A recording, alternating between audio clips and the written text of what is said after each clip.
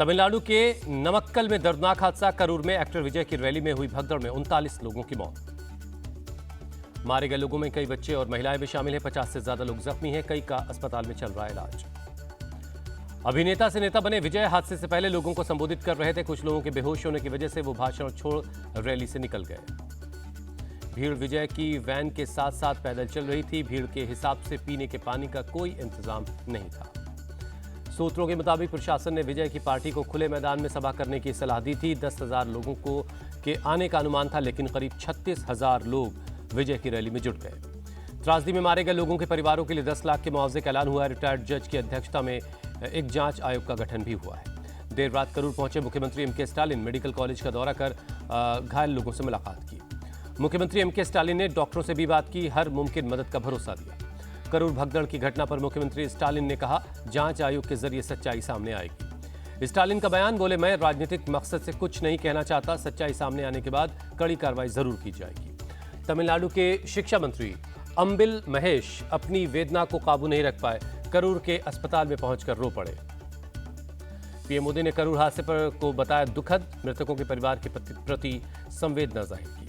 गृहमंत्री अमित शाह ने तमिलनाडु के सीएम और राज्यपाल से बात की। भगदड़ के बाद के हालात का जायजा लिया। लोकसभा में नेता प्रतिपक्ष राहुल गांधी ने तमिलनाडु के हादसे पर दुख जताया।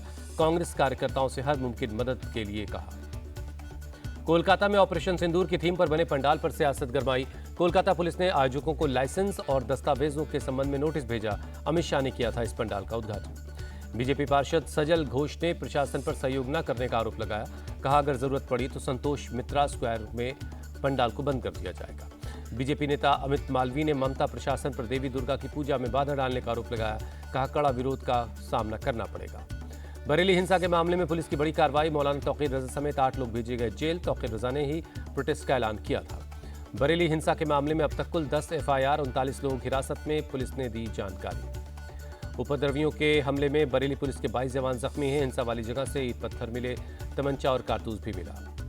बरेली पुलिस को की दो टूक, किसी निर्दोष व्यक्ति को प्रताड़ित नहीं किया जाएगा, लेकिन हिंसा में शामिल लोगों को छोड़ा नहीं जाएगा। बरेली हिंसा को लेकर बड़ा खुलासा। सूत्रों के मुताबिक 5 दिन से चल रही थी प्लानिंग। बरेली हिंसा की जांच के लिए SIT गठित। SP सिटी की अगुवाई में 8 सदस्यों की टीम जांच करेगी।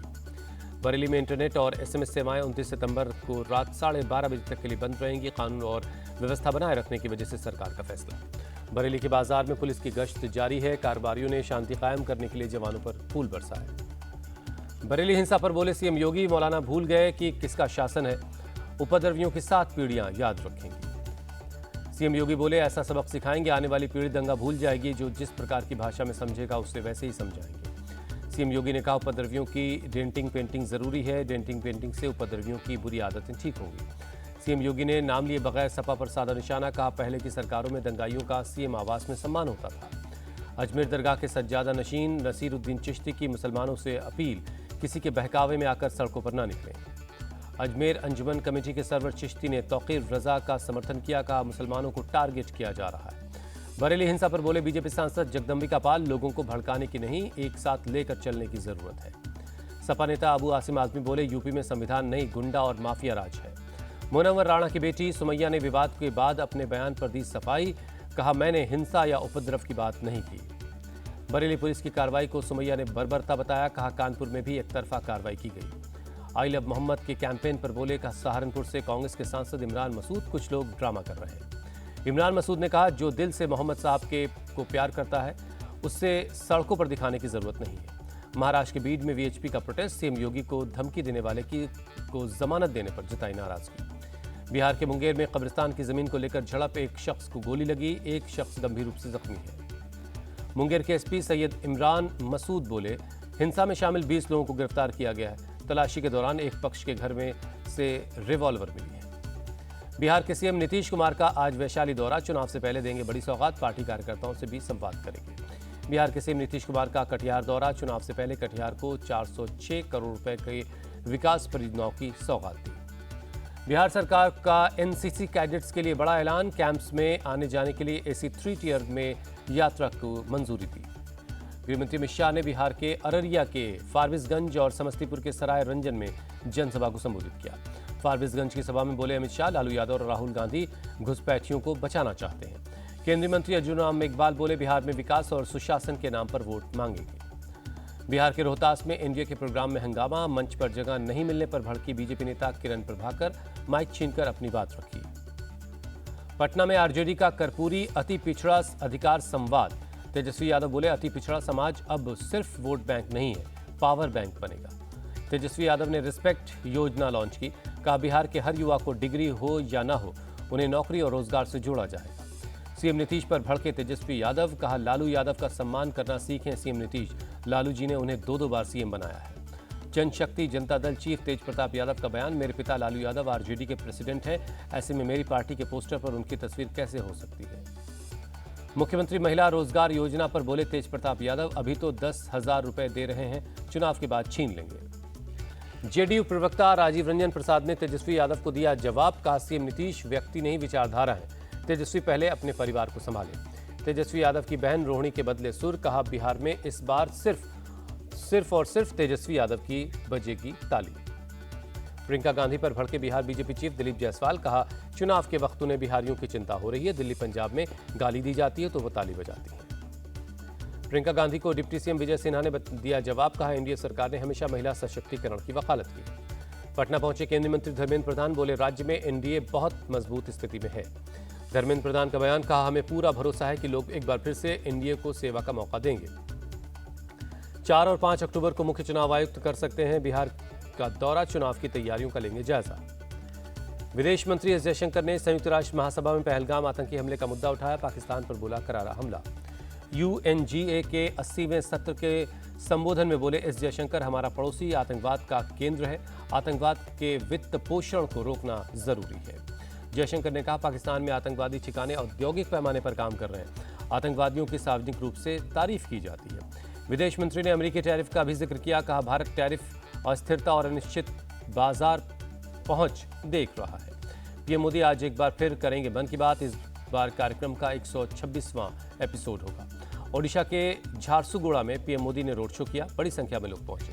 पीएम ने झारसुगुड़ा में बीएसएनएल के स्वदेशी 4G नेटवर्क का उद्घाटन किया, कई विकास परियोजनाओं की सौगात दी। पीएम मोदी बोले गरीबों के कल्याण के लिए हमारी सरकार प्रतिबद्ध है। पीएम ने आत्मनिर्भर भारत पर जोर दिया, कहा हमें किसी और देश पर निर्भर नहीं रहना, हर चीज में भारत आत्मनिर्भर होगा। पीएम मोदी ने कांग्रेस पर साधा निशाना, कहा देश कांग्रेस के लूट तंत्र से बाहर आया। नागपुर में निकाला गया आरएसएस का सबसे बड़ा पथ संचलन, सरसंघ चालक डॉक्टर मोहन भागवत ने अवलोकन किया। बीजेपी सांसद तेजस्वी सूर्या ने बेंगलुरु सिटी मार्केट में कारोबारियों से संवाद किया, कहा जीएसटी स्लैब में बदलाव से कारोबारी खुश हैं। लद्दाख में कर्फ्यू पर बोले डीजीपी जामवाल, सिचुएशन के मुताबिक 2 चरणों में कर्फ्यू में ढील दी जाएगी। डीजीपी जामवाल ने सोनम वांगचुक के पाकिस्तान से कनेक्शन होने का लगाया आरोप, पुलिस ने एक पाकिस्तानी को किया गिरफ्तार। बंगाल के नादिया में विश्वजीत विश्वास नाम का एक युवक गिरफ्तार, सोशल मीडिया पर सेना के खिलाफ की थी टिप्पणी। गुजरात के गांधीनगर के नेशनल फॉरेंसिक साइंस यूनिवर्सिटी में माई लाइफ माई स्टोरी कार्यक्रम इंडिया टीवी के चेयरमैन रजत शर्मा बतौर मुख्य अतिथि शामिल हुए। रजत शर्मा ने अपने शुरुआती जिंदगी के संघर्ष को बताया, कहा 10 बाई 10 के कमरे में 10 लोग रहते थे, टीवी पर दिखने वाली जिंदगी असल जिंदगी से अलग होती है।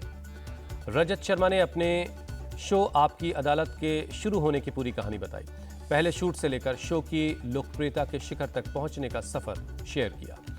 यूपी के सीएम आदित्यनाथ आज बलरामपुर के दौरे पर जाएंगे, 1000 करोड़ की परियोजनाओं की सौगात देंगे। दिल्ली पुलिस ने बाबा चैतन्यानंद को गिरफ्तार कर लिया है, छात्राओं के साथ यौन शोषण के आरोप में फरार चल रहा था। बिहार के मोतिहारी में एक निजी मेडिकल सेंटर में हंगामा, मरीज की मौत पर परिवार वालों ने तोड़फोड़ की। बुलंदशहर में एक महिला पुलिस टीम और स्वैट टीम देहात के लुटेरे के साथ हुई मुठभेड़, बदमाश गिरफ्तार, असलहा कारतूस और चोरी की बाइक बरामद हुई। फरीदाबाद में बॉक्सर मैरी कॉम के घर चोरी की वारदात, उस वक्त मेघालय में थी मैरी कॉम। पुलिस ने पकड़ने के लिए 6 टीमों का गठन किया है। मुंबई में आज भारी बारिश का अनुमान है, आईएमडी ने जारी किया है रेड अलर्ट। अयोध्या में पुलिस और अर्धसैनिक बलों के जवानों ने किया रूट मार्च, सुरक्षा व्यवस्था के मद्देनजर गश्त की गई। नवरात्रि में हाई अलर्ट पर है पुलिस प्रशासन, बीती रात शहर के कई इलाकों में फ्लैग मार्च किया। हरियाणा के सोनीपत में टंकी फुल करवाने के बाद बिना पैसे दिए कार लेकर ड्राइवर फरार हो गया। गोहाना के श्री बालाजी फिलिंग स्टेशन की ये घटना है। अमृतसर में खेत में पराली जलाने की घटना आई सामने, प्रशासन के मना करने के बावजूद किसान नहीं मान रहे। दिल्ली की मुख्यमंत्री रेखा गुप्ता ने गरबा नाइट कार्यक्रम में शिरकत की। विश्वविद्यालय के रग्बी स्टेडियम में यह कार्यक्रम हुआ। श्रीनगर में विश्व पर्यटन दिवस के मौके पर कई तरह के कार्यक्रम हुए। पर्यटकों की तादाद बढ़ाने के लिए ये पहल की गई है। एशिया कप T20 का फाइनल है आज। भारत पाकिस्तान के बीच होगा ये महामुकाबला। रात 8 बजे दुबई में खेला जाएगा मैच। 2025 से एशिया कप में अब तक 2 बार हुई है भारत पाकिस्तान की भिड़ंत। भारतीय टीम ने दोनों बार पाकिस्तान को दी है पटखनी। लीग मैच में 7 विकेट से तो सुपर 4 के मुकाबले में 6 विकेट से पाकिस्तान को हराया है। एशिया कप फाइनल से पहले भारत को लग सकता है झटका। चोट की वजह से हार्दिक पांड्या के फाइनल में खेलने पर सस्पेंस है। तिलक वर्मा के पैर में भी चोट लगी है। T20 फॉर्मेट में भारत का पलड़ा पाकिस्तान पर भारी। 15 मैचों में भारत ने जीते हैं 12 मैच। 3 मुकाबलों में पाकिस्तान को जीत मिली। 16वीं बार होगी ये भिड़ंत। दुबई स्टेडियम में 6ठी बार आमने सामने होंगी भारत पाकिस्तान की टीमें। दुबई में दोनों टीमें खेल चुकी हैं 5 मैच। 3 में भारत ने जीत हासिल की, 2 मैच पाकिस्तान जीता। पाकिस्तान के दिग्गज क्रिकेटर वसीम अकरम ने भारत को बताया एशिया कप फाइनल में जीत का दावेदार। कहा पाकिस्तान से भी लय बरकरार रखने की उम्मीद है।